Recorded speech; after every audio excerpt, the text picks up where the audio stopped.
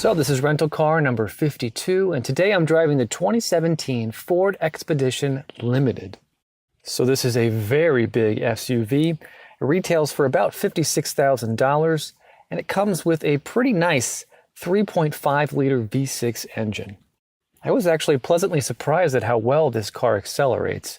It actually feels like a truck, and it sounds like a truck when you drive it, though you can keep up with traffic easily despite the size. The engine really does perform very nicely.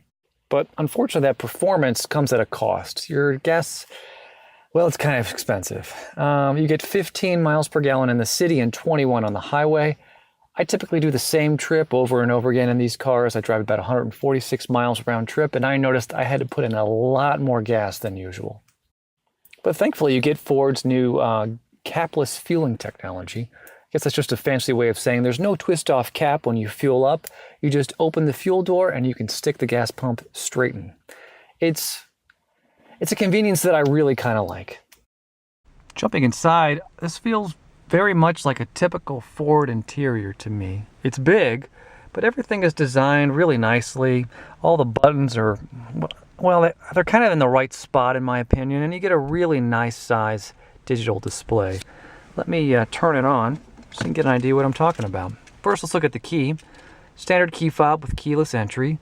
A couple of buttons on here. I noticed that the remote start didn't work, but that's pretty typical of rental cars. I think they disengaged that feature. So you do get a push button start. It's located right here to the right of the steering wheel. So let's turn it on. You can see that the car boots up, I'd say in about 5 seconds. We're all set up and ready to go, which isn't too bad. I have had some cars recently that boot up a little bit quicker, but I don't think it's anything to complain about. I don't really feel the need to go super in-depth on this car, but I do want to point out a couple of things. First off, the steering wheel. It's a nice big size, and you do get some nice buttons here on the left-hand side and on the right-hand side.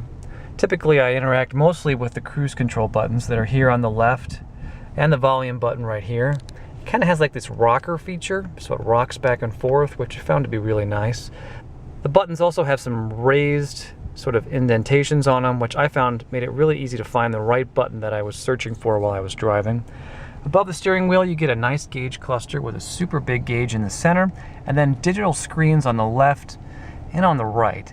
I really like using these because you can interact with the car really nicely and cycle through a bunch of nice screens while you're driving. Continuing on to the center display, you can see that this is a pretty large touchscreen. I kind of like Ford's sort of system. They have dedicated buttons down here on the bottom that make it really easy to switch through and find exactly what you're looking for. Also, the climate controls are big and easy to navigate through.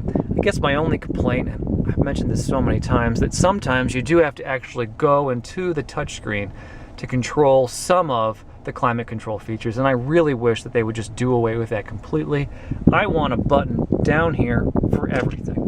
Ford's done a pretty nice job, so you have buttons for almost everything, but there are a few things missing. I think the other thing that I really like is you do get a 12-volt power adapter port right here, which is nice, and a couple of decent sized storage areas. So right here below the gear shift, I think you can see I store some odds and ends, and then, well, I've made quite a mess. But you also get some spaces up here where I put my toll pass and some other sort of indentations that are really nice to keep things while you're driving this car. It's also nice that you get a bunch of cup holders. Well, by a bunch I mean 4. You get 2 right here, which obviously I'm using, and then 2 right here on the center armrest, which I guess you could share with the people in the back seat. Now, speaking of the back seat, you do get an actual adult-sized back seat, which I kind of like. You get plenty of legroom. This is with the passenger seat pushed back quite a bit. I still have about 3 or 4 inches of legroom, and I have pretty long legs. I'm over 6 feet tall.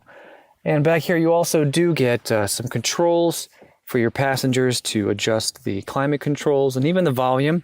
And then you get an AC power port, so a 3-pronged power port down here that I'm just a huge fan of. This is a huge convenience, not only for your passengers, but you can plug in devices on your own while you're on the road.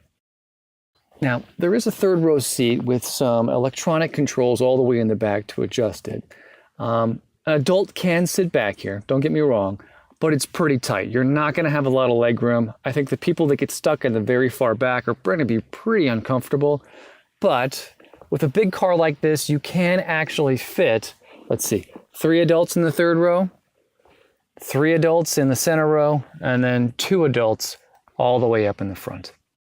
And then a couple, I guess, quick criticisms about this car. First off, getting into the third row seat, it's not comfortable. You got to sort of fold the center row, not the center row, the middle row seats up in a weird way. And I found it really hard to get in and out of that third row.